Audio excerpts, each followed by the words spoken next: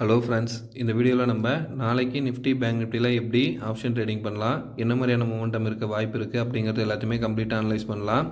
என்னோட டெலகிராம் சேனலோட லிங்க் டிஸ்கிரிப்ஷனில் கொடுத்துருக்கேன், அதில் போய் ஆட் ஆகிக்கோங்க. நம்ம கொடுத்த ஸ்விங் ட்ரேடிங் ஸ்டாக்ஸ் எல்லாமே நல்லா பர்ஃபார்ம் பண்ணிகிட்ருக்கு.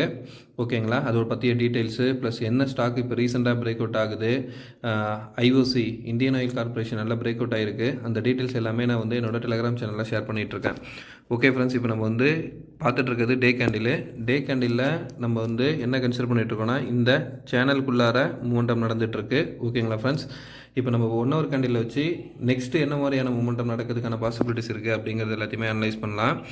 ஃப்ரெண்ட்ஸ், அதே மாதிரி நேற்று என்னோடய அனலைஸ் வீடியோவை பார்த்து ப்ராஃபிட் பண்ணியிருந்தவங்க எனக்கு கமெண்ட்டில் சொல்லுங்கள். அப்போ எனக்கு ஃபர்தராக இன்னும் வீடியோவை எக்ஸலண்ட்டாக அப்கிரேடாக பண்ணி கொடுக்கறதுக்கு மோட்டிவேட்டாக இருக்கும். ஓகே ஃப்ரெண்ட்ஸ், இப்போ நீங்கள் பார்த்துட்ருக்கிறது கரெக்டாக 1 hour candle. Friends, 1 hour candle நான் நேற்று என்னோடய அனலைஸ் வீடியோவில் கிளியராக சொல்லியிருந்தேன். இந்த இடம்லாம் ஸ்ட்ராங் ரெசிஸ்டன்ஸ்னு, அதே மாதிரி இந்த இடம் ஸ்ட்ராங் சப்போர்ட்டுன்னு சொல்லியிருந்தேன். ஓகேங்களா? இப்போ கரெக்டாக பாருங்கள், மார்க்கெட்டு ஒரு ஹை லோ மூவ் ஆகி இப்போ கரெக்டாக சப்போர்ட் ஜோனில் இருக்குது. நாளைக்கு குளோபல் மார்க்கெட் கண்டிஷனை பேஸ் பண்ணி கேப் அப்லேயோ இல்லை இதே ரீஜனில் ஓப்பன் ஆச்சுன்னா இந்த இடம் சப்போர்ட்டாக எடுக்க சான்ஸ் நிறையா இருக்குது ஃப்ரெண்ட்ஸ். எடுத்து அகெயின் திருப்பி மேலே மூவ் ஆகிறதுக்கான பாசிபிலிட்டிஸ் இருக்கும்.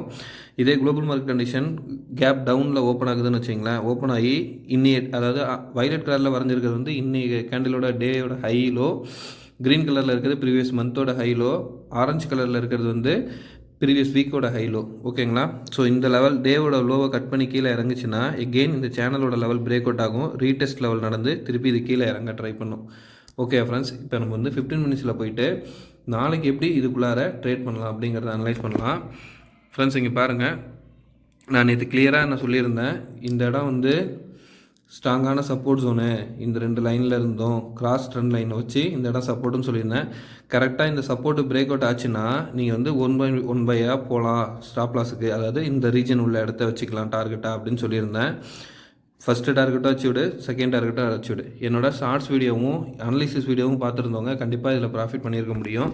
அப்படி ப்ராஃபிட் பண்ணியிருந்தீங்கன்னா எனக்கு கமெண்ட்டில் சொல்லுங்கள் ஃப்ரெண்ட்ஸ். ஓகேங்களா? இப்போ நாளைக்கு இதில் என்ட்ரி எப்படி எடுக்கலாம் அப்படிங்கிறத பார்த்துக்கலாம். அதுக்கு என்ன பண்ணணுன்னா, இந்த இடம் நான் ஸ்ட்ராங் சப்போர்ட்டுன்னு சொல்லியிருக்கேன். ஓகே ஃப்ரெண்ட்ஸ், இந்த இடத்துல நாளைக்கு குளோபல் மார்க்கெட் கண்டிஷனை பேஸ் பண்ணி இது மேலே ஓப்பன் ஆகுதுன்னு வச்சிங்களேன், எகெயின் சின்ன கன்சல்டேஷன் கொடுத்து இப்படி அப் ட்ரெண்டில் மூவ் ஆகும். இல்லை நாளைக்கு டவுன் ஆகுது அப்படின்னா இந்த இடம் சப்போர்ட்டாக இருக்கும், அதாவது 18,200 ரீஜனு. ஓகேங்களா?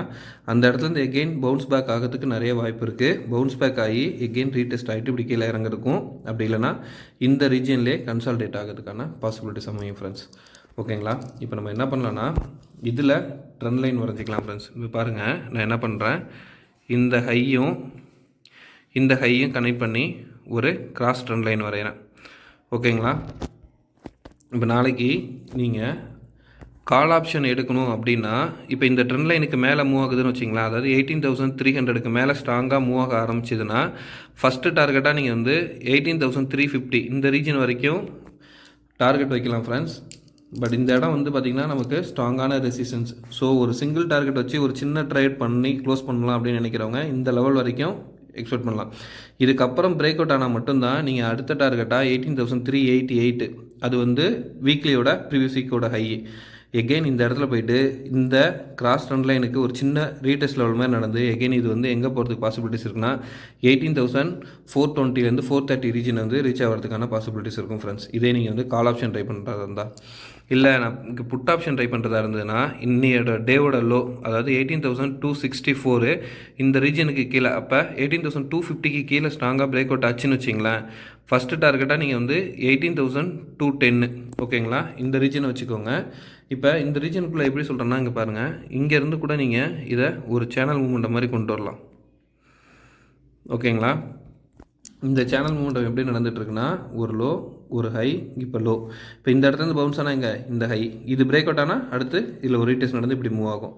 இல்லை இது கீழே இறங்குதுன்னா பாருங்கள், இந்த இடம் ப்ளஸ் எகெயின் இதில் ரீடெஸ்ட்டு இந்த லெவல், இந்த மாதிரி தான் மூவ்மெண்டம் நடக்கிறதுக்கான பாசிபிலிட்டிஸ் இருக்குது ஃப்ரெண்ட்ஸ். ஸோ இப்போ நீங்கள் புட் ஆப்ஷன் ட்ரை பண்ணுறதுக்கு 18,250க்கு கீழே ஸ்ட்ராங்காக பிரேக் அவுட் ஆச்சுன்னா 18,200 ஃபஸ்ட்டு டார்கெட்டாக வச்சுக்கோங்க ஃப்ரெண்ட்ஸ்.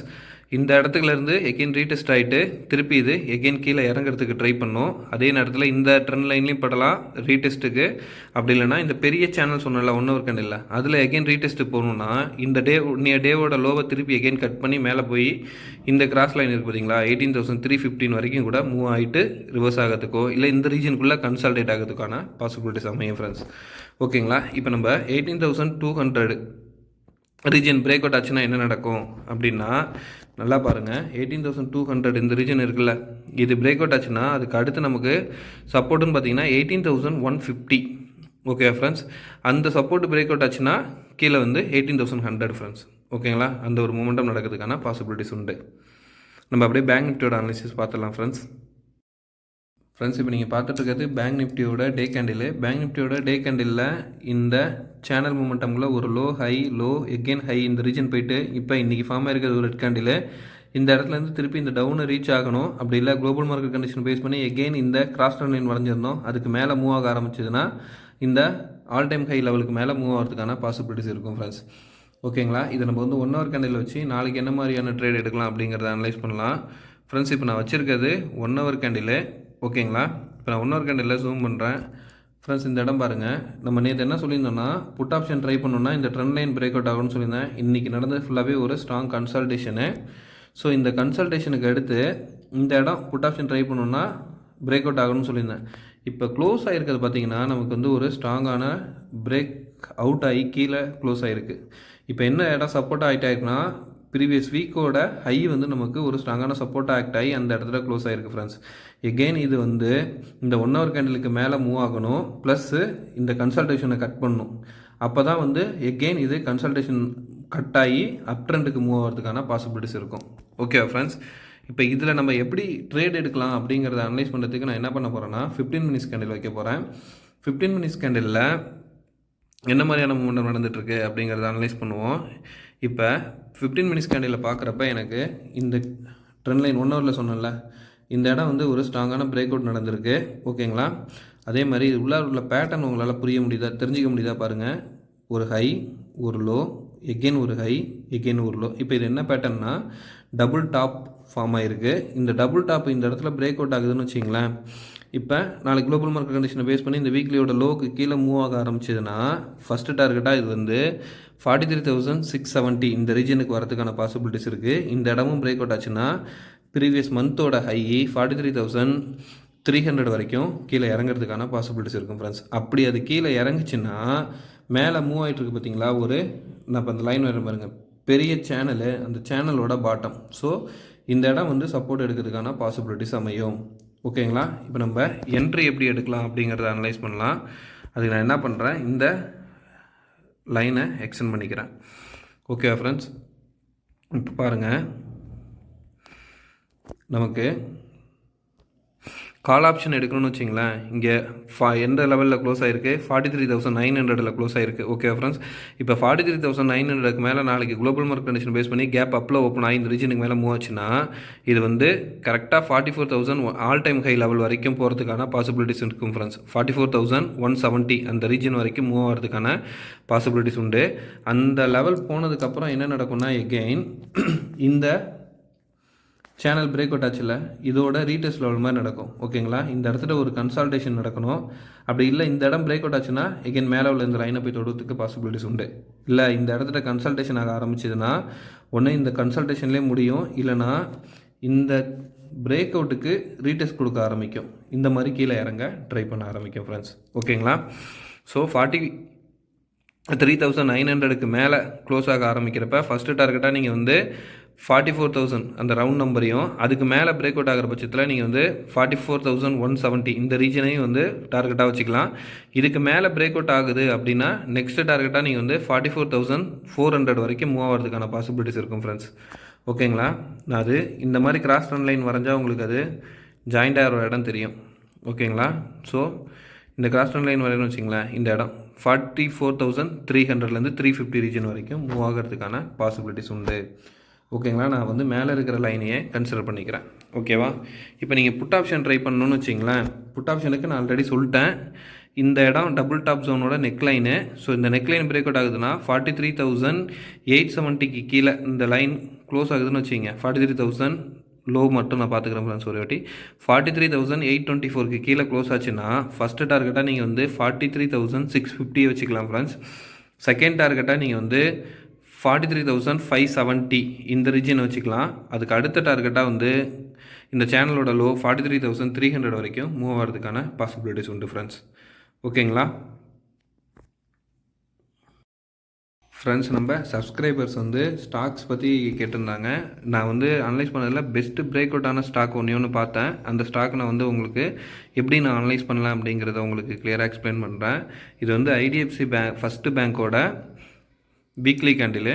ஓகே ஃப்ரெண்ட்ஸ், இப்போ இந்த வீக்லி கேண்டிலில் நமக்கு என்ன நடந்துகிட்ருக்குன்னா, இந்த இடம் ரெசிஸ்டன்ஸு, இந்த இடம் ரெசிஸ்டன்ஸு ப்ளஸ் இங்கே ரெசிஸ்டன்ஸ், இந்த ரெசிஸ்டன்ஸு பிரேக் அவுட் ஆகிருக்கு. ஓகேங்களா?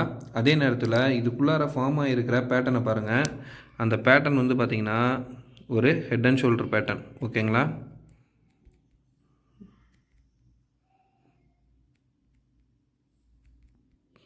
ஸோ இப்போ இந்த ஹெட் அண்ட் ஷோல்டர் பேட்டர்னும் பிரேக் அவுட் ஆகிருக்கு. இது வீக்லி கேண்டிலுங்கிறதுனால இந்த வீக்கு க்ளோஸ் ஆகிற வரைக்கும் வெயிட் பண்ணி பார்க்கலாம். அப்படி இல்லைனா இந்த லெவல் இருக்குது பார்த்தீங்களா, நம்ம எப்போவும் என்ன பண்ணுவோம், இந்த பிரேக் அவுட் ஆகிறப்ப இதை ஃபஸ்ட்டு டார்கெட்டாகவும் அடுத்த ஸ்விங் இருக்கிறத செகண்ட் டார்கெட்டாகவும் வைப்போம். ஸோ அடுத்த ஸ்விங் பார்த்திங்கன்னா இந்த நியர்பையில் தான் இருக்குது. ஸோ இதோட லெவல் இப்போ நான் அதை வந்து லைனில் காட்டுறேன் பாருங்களேன், உங்களுக்கு ஹரிசாண்டல் லைன் வரைஞ்சி. ஸோ இப்போ இந்த அடுத்த ஸ்விங் லெவல் பார்த்தீங்கன்னு வச்சிங்களேன் 70.35 அந்த ரீஜனில் இருக்குது ஃப்ரெண்ட்ஸ். ஓகேங்களா? அது நம்ம டாட்டரில் வச்சுக்கலாம். ஸோ 70.50க்கு மேலே நல்லா மூவ் ஆக ஆரம்பிச்சுன்னு வச்சிங்களேன், இது வந்து ஈஸியாக அடுத்த ஸ்விங்கான 83.50 ரீச் பண்ணுறதுக்கான பாசிபிலிட்டிஸ் உண்டு ஃப்ரெண்ட்ஸ். ஓகேங்களா? பட்டு இந்த ட்ரையாங்கிள் பேட்டர்ன் இருக்குது பார்த்தீங்களா, இந்த ட்ரையாங்கிள் பேட்டர்னுக்கு பிரேக் அவுட்டுக்கு இது எக்ஸலண்ட்டாக போய் இந்த 70.35 இந்த ரீஜன்லேருந்து ரீடெஸ்ட் ஆகிட்டு கூட எகெயின் மூவ் ஆகிறதுக்கான பாசிபிலிட்டிஸ் இருக்கும். ஸோ நம்ம வந்து 71க்கு மேலே நல்லா ஸ்ட்ராங்காக பிரேக் அவுட் ஆக ஆரம்பிச்சதுன்னா என்ட்ரி எடுத்துக்கலாம் ஃப்ரெண்ட்ஸ். ஓகேங்களா?